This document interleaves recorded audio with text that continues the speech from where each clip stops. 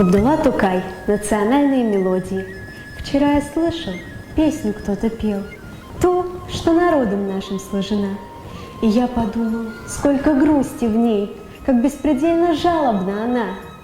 Она тревожит сердце, в ней живет татар многострадальная душа.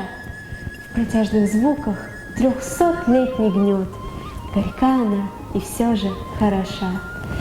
Да, много тягот испытали мы, не сосчитать пролитых нами слез, но пламенную, верную любовь напев свободный сквозь века пронес.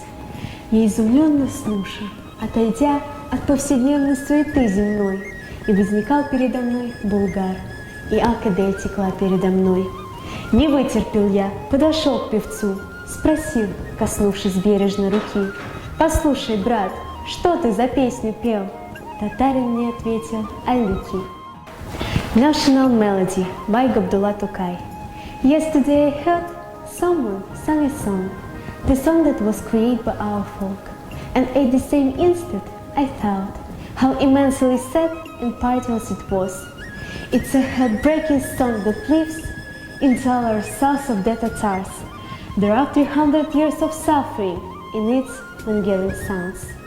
And yes, we have been through a lot. The tears we shed are everlasting, but love that warms our hearts, the tune of freedom carried through the ages.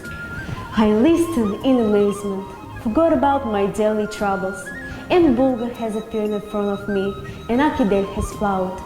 I approached the singer and asked, touching his hand gently, "Brother, what kind of song were you singing?" The Tatar has replied me, "Ayliki."